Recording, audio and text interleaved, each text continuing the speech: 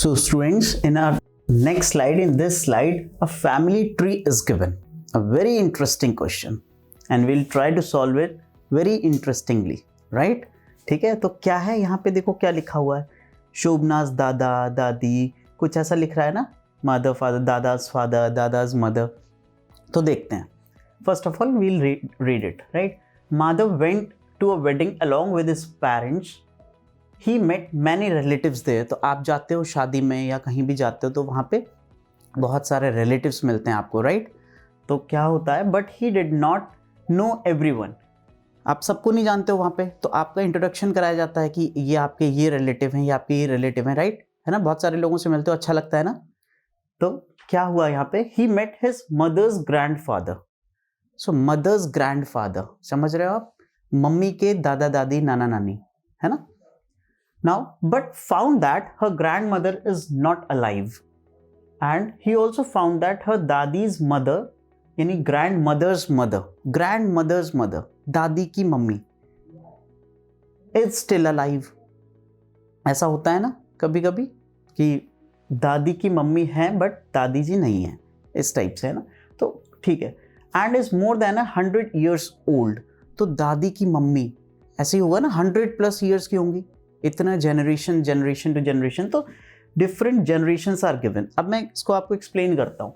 Madhav got confused, he could not imagine his mother's grandmother's mother, है ना। तो ये नेक्स्ट जनरेशन वाइज मैं आपको एक स्टेबल के फॉर्म में बताऊंगा। So Madhav's mother made a family tree for him. तो माधव की मदर ने उसको इस फैमिली ट्री के थ्रू एक्सप्लेन किया। तो now this is Madhav, right? Madhav के मम्मी पापा, ठीक है, Madhav's father and Madhav's mother, her name is Shobhana. Now Shobhana's mother and father, so this is Madhav first generation, this is second generation, उसके मम्मी पापा, एंड उसकी mummy papa, उसकी mother की mother and father is third generation, and Shobhana's mother's mother, she is Shobhana's mother's mother, यानी क्या बोलते हैं हम आप इनको, नानी। शोभना की क्या हुई है, नानी, राइट? ऐसे ही है ना बच्चों। एंड शोभनाज फादर के मदर एंड फादर, तो ये शोभना की कौन हुई, दादी, राइट? क्लियर है ना बच्चों? और ये दादाजी।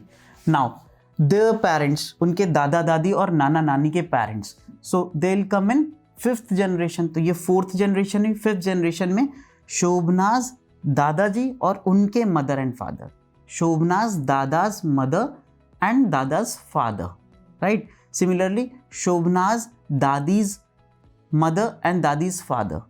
तो इस तरह से एक्सप्लेन किया। तो Shobhana's dadi is no more, right? But her mother is alive. जिसका फोटो है शी इज अलाइव, और जो नहीं है जिसका photo, they are no more, right?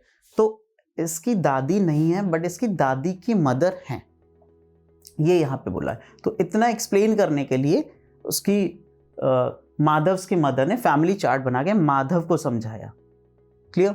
So now some questions based on this tree, family tree, are given in our next slide. Let's try to solve them. Right? Clear? So now questions are given. Madhav's mother helped him to understand his family tree and help this drawing, है ना? You can also find about the old generation using such a family tree. आप अपनी family tree बनाइए, आप अपने mummy papa के साथ बैठिए और उनसे family tree बनवाइए, ठीक है, उनकी help के थ्रू, और same put it in the comment box, है ना? देखता हूँ आप कितना समझे हो यहाँ से और कितना बना पाते हो, राइट? ठीक है. So answer these questions. How many grandparents in all does Shobna have? तो grandparents. तो Shobna has 1, 2, 3, 4 grandparents, मतलब दादा दादी नाना नानी. So 4. The answer is 4. Now how many great grandparents in all does Madhavs have? Now see, यहाँ पे शोभना के पूछे grandparents. तो शोभना के grandparents का मतलब होता है थर्ड जनरेशन, है ना? तो शोभना के लिए थर्ड जनरेशन ये है, माधव के लिए ये फोर्थ जनरेशन है, बट शोभना के लिए ये थर्ड जनरेशन है. Clear? So grandparent Shobhana के हो गए. Now they are asking Madhav के great great grandparents. So Madhav के लिए ये कौन हुए बच्चों? Grandparents, right. मैं जीपी लिखता हूँ, grandparents, right. And great grandparents ये हुए GGP, great grandparents. But they are asking great great grandparents, तो ये हुए ना माधव के लिए जीजीजीपी, ग्रेट ग्रेट ग्रैंड पेरेंट्स, जीजीजीपी। ठीक है, मैंने शॉर्ट में लिखा है इसे, तो गॉट इट। तो माधव के ग्रेट ग्रेट ग्रैंड पेरेंट्स कितने हैं? 1 2 3 4 5 6 7 8, right. So 8 is the number, so our answer is 8। Clear? Now, how many elders will be in 7th generation of his family? Now they are asking about 7th generation. तो हम इसी projection को, अब ये projection आपको कुछ समझ आ रहा है बच्चों? इसको मैं प्रोजेक्ट करके दिखाता हूं। फर्स्ट जनरेशन माधव, और यहां पे शोभना की बात हो रही है, right. How many elders will be in 7th generation of his family, तो शोभना की बात हो रही है। तो इसको मैं अगर देखता हूं 1, शोभना, राइट, शोभना इज 1, ठीक है। Now Shobhana's parents means 2, Shobhana's grandparents means 4, Shobhana's great grandparents means 8, right. तो first generation, second generation, third generation, fourth generation, fifth generation and sixth generation में क्या होगा? सिक्स्थ जनरेशन में कितना आएगा बच्चों? ये 16। क्लियर? डबल होता जा रहा है, आप देख रहे हो, डबल होता जा रहा है। एंड 7th जनरेशन में क्या आना चाहिए बच्चों इस प्रोजेक्शन के हिसाब से? 32। So the answer is 32। Clear है? 7th जनरेशन में कितने लोग होंगे? 32 एल्डर्स विल बी देयर। समझ आइए आपको? डबल होता जा रहा है, जस्ट डबल। नाउ सी, यहां पर आपको कुछ ये कंफ्यूजन तो नहीं हो रहा है? ये माधव है, राइट। माधव की mother, first generation Madhav, second generation में मदर एंड फादर, बट यहाँ पे फादर का ट्री नहीं दिया हुआ है, सिर्फ मदर के ग्रैंड पेरेंट्स की बात हो रही है, right. Madhav's mother is explaining, right. तो माधव अपनी फैमिली, मतलब माधव की मदर की फैमिली से मिलाने जा रही, फादर वाली फैमिली से नहीं, राइट।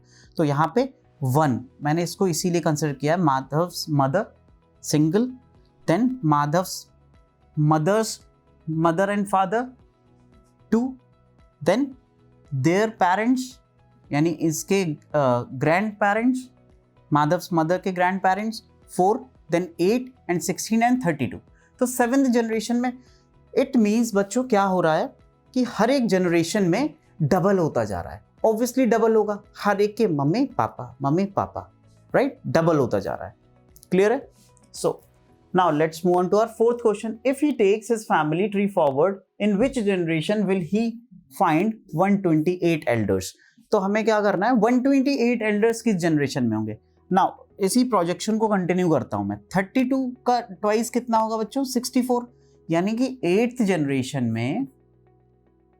जनरेशन जो होगी उसमें 64 होंगे एल्डर्स, एंड 64 का ट्वाइस अगर मैं करूं तो 128 होता है, इसका ट्वाइस इज 128। तो इट मींस 9th जनरेशन में 128 एल्डर्स होंगे। So our answer will be is 9th generation. Clear? समझ आया? डबल होता जाता है, सिंपल। जितनी ज्यादा जनरेशंस। अब आप मुझे बताओ, एक क्वेश्चन मैं होमवर्क में देता हूं, आप मुझे बताइए कि 11th जनरेशन में कितने एल्डर्स होंगे। So your question is you have to find out that 11th generation में कितने एल्डर्स होंगे। क्लियर? आपको ये कमेंट बॉक्स में कमेंट करना है, मैं सबके चेक करूंगा। Okay, so now growth chart for a plant. Next question, एक Amit sowed a few seeds of moong dal in the ground. The height of the plant grew to 1.4 centimeters in the first 4 days, and after that it started growing faster. So उसने एक पौधा, एक बीज डाला, बीज लगाया किसका? मूंग दाल प्लांट का, the ground. 0th day, then 4th day पे 1.4 सेंटीमीटर्स, ऐसे एक ग्रोथ दिखाई गई। ये भी एक प्रोजेक्शन है कि नेक्स्ट 4 डेज में, नेक्स्ट 4 डेज में, नेक्स्ट 4 डेज में उस प्लांट के साथ क्या आ रहा है। So have you ever seen, आपके यहाँ कोई किसी गमले में प्लांट लगा हो कोई, है ना, तो उसके आप ग्रोथ को ऑब्जर्व करना बच्चों। तो पहले तो बहुत फास्ट बढ़ती है, या फिर you can also see in human beings, right. छोटे बच्चे होते हैं, आप लोग बहुत फास्ट अभी बढ़ रहे हो, हर साल आपकी हाइट इंक्रीज हो जाती है, बट आप अपने पेरेंट्स की हाइट बढ़ता देखते हो क्या कभी? आपके पापा 1 साल बाद 1 फीट लंबे हो गए, ऐसा अगर ऐसा होने लगे तो सोचिए कितने कितने लंबे होते जाएंगे ह्यूमंस। अगर कोई 100 साल का हो रहा है तो आई थिंक उसकी हाइट कितनी हो जाएगी? 100 फीट्स। ऐसा होता है क्या? Is it possible? नहीं होता है ना। तो सिमिलरली ये प्लांट्स में भी होता है, प्लांट की ग्रोथ एक टाइम तक बढ़ती है, उसके बाद इंक्रीज होती है, बट बहुत माइन्यूट, राइट। तो स्टार्टिंग के फेज में ज्यादा बढ़ती है, उसके बाद थोड़ा थोड़ा कम ग्रोथ उसकी कम होती है, राइट। तो यहाँ पे एक प्रोजेक्शन दिया हुआ है और कुछ क्वेश्चंस हैं, तो let's try to solve those questions, है ना। Amit measure the height of the plant every 4 days, है ना, और ये प्रोजेक्शन दिया हुआ है। Now look at the height of each dot in centimetre and check from the table if he has mark the dots correctly. अब ये dot की बात है वो नेक्स्ट स्लाइड में दी हुई है, एक टेबल बनाई हुई है इस फॉर्म में, और इस ये भी it is also a type of chart, और यू कैन से ग्राफ, है ना, it is also a type of chart. तो 0 to 4 these are the days, given days, है ना। 0 to 4 डेज में क्या चेंज आया प्लांट की ग्रोथ में, and this is the height in centimetres, length और height of that plant in centimetres. तो 0 to 4 डेज में कैसे इंक्रीज हुआ है ये देखो बच्चों, इस तरह से हाइट इसकी बढ़ी है 1.4 सेंटीमीटर्स, ये राइट, ऐसा कुछ 1.4 सेंटीमीटर्स। एंड नेक्स्ट ये इंक्रीमेंट आया है यहाँ पे, अब हाइट और ज्यादा बढ़ी है। नेक्स्ट 4 डेज में कितनी हो गई है? 5.4 है I think, 5.3, right. So it is 5.3 यहाँ पे ये मार्क किया है। नेक्स्ट 8 to 12 डेज में कितना है बच्चों? 9.5, है ना, ये वाला जो मार्क है ये है 9.5, यानी यहाँ पे। क्लियर? तो ये आप चार्ट को रीड कर पा रहे? Are you able to read this chart? ऐसे रीड किया जाता है कि कितने डेज में कहाँ पे पॉइंट है, पॉइंट को यहाँ से मेजर किया जाता है। क्लियर? ना नेक्स्ट उसमें क्या है, ये 10.2 है, एंड इसके बाद है 10.9 है ना, 10.9। क्लियर? क्लियर है। नाउ अब क्वेश्चंस पे आते हैं। Between which days did the length of the plant change the most? सबसे बड़ा चेंज कहाँ दिख रहा है? देखो बच्चों, आप 2 तरीके से देख सकते हो, या तो आप यहाँ पे देख लो कि किसके बीच में डिफरेंस ज्यादा है ना, तो आपको क्या करना पड़ेगा, सबका सब्ट्रैक्शन करना पड़ेगा, है ना, ज्यादा से कम को सब्ट्रैक्ट करना पड़ेगा, तो जो गैप ज्यादा आएगा वो आपका आंसर होगा। और उससे इजी वे, इसीलिए चार्ट वगैरह यूज किए जाते हैं। इजी वे क्या है, आप यहाँ पे फास्ट ग्रोथ देख सकते हो कि अगर मैं बताऊं यहाँ पे कि 8 to 12 में कितनी ग्रोथ हुई है, सबसे लेंथ ज्यादा यहाँ पे आ रही है, राइट। तो our answer will be 8 to 12 days. ठीक है, ये वाली लेंथ इससे कुछ कम है। क्लियर? 9.5 माइनस 5.3 करोगे तो वो ज्यादा आएगा। ओके, क्लियर है। तो यहां से आप प्रोजेक्शन से आप देख सकते हो। नेक्स्ट, तो our answer will be 8 to 12 days. What could be the length of this plant on the 14th day? 14th day. Now 12 and 14th day यहाँ पे होगा, तो क्या करना पड़ेगा इसके लिए, हमें इस वाले पॉइंट से इसको मैं हटा देता हूँ और इस वाले पॉइंट से इस वाले पॉइंट के लिए मूव करते हैं और देखते हैं कि 14 ये डॉट, सो ये डॉट कहाँ पे आ रहा है ना। अब यहां से आइडिया लगाते हैं, गेस करते हैं कि ये डॉट देखो बच्चों 10 से कम है, राइट, 10 से नीचे है, तो इसका मतलब आंसर हमारा 10 से कम होगा, कुछ कम होगा, बहुत ज्यादा कम नहीं होगा। तो 8.7 ऑब्वियसली 10 से कम है बट ज्यादा कम है। 9.9 अप्रोक्सीमेटली क्लोज टू 10, और हमारा यही आंसर होना चाहिए क्लोज टू 10। ये दोनों 10 से ज्यादा है, तो 10.2 होगा तो इस लाइन के ऊपर होना चाहिए था ना डॉट, 10.5 भी, राइट। तो आवर आंसर विल बी 9.9। ऐसे हम गेस कर सकते हैं, राइट। हाँ, अगर एक ऑप्शन होता 9.8 फिर हमें थोड़ा सा कंफ्यूजन हो सकता था 9.8 होगा या 9.9, तब हमें ग्राफ को प्रॉपरली बना के देखना होता। ओके, मेजरमेंट हमें स्केल की जरूरत पड़ती। Right now, will the plant keep growing all the time? All the time, हमेशा बस बढ़ता ही रहेगा, बढ़ता ही रहेगा। फिर तो एक दिन ऐसा होगा ना कि वो प्लांट आसमान छू जाएगा, है ना? ऐसा नहीं होता है। एक ग्रोथ के बाद फिर ग्रोथ होती है, बट बहुत माइन्यूट, बहुत ज़्यादा कम। So what will be its length on the 100th day? So we are observing this table in 0 to 20 days, है ना? 20 दिनों की ऑब्जर्वेशन हमारे पास है। उसके अकॉर्डिंग हम बोल सकते हैं कि इसके बाद जब प्लांट की ग्रोथ होगी वो बच्चों, अब देखो यहाँ पे क्या हो रहा है, 12 to 16 में अगर आप देखो तो ग्रोथ कम हुई है, और उसके बाद भी ग्रोथ कम हो रही है ना? पहले ग्रोथ कितनी ज्यादा हो रही थी, देख रहे थे आप? राइट, इससे, इस चार्ट से यही फायदा होता है। पहले ग्रोथ बहुत ज्यादा हो रही थी, फिर ग्रोथ कम हो गई, उसके बाद और कम, उसके बाद और डिक्रीज होती जाएगी। ये कुछ ऐसे बनेगा, और एक टाइम ऐसा आएगा जब स्ट्रेट लाइन इस ग्राफ की आ जाएगी। राइट, ठीक है।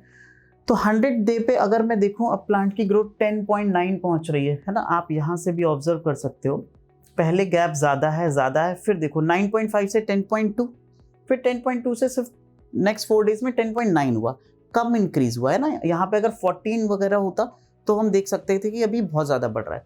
तो इसके बाद क्या होगा, 11.23 हो सकता है नेक्स्ट 60 डेज में। तो इस प्रोजेक्शन को अगर मैं बनाऊँ, यहीं पे ट्राई करते हैं कि नेक्स्ट 24 डेज में क्या होगा, 11.1 लिख दो, है ना? 28 में क्या होगा बच्चों, 11.3 या 4, है ना? तो इस तरीके से बढ़ते बढ़ते अगर मैं देखूँ 100 डे पे, तो कुछ 16, 17, 18 के आसपास आना चाहिए ना? 17, 18 के अराउंड।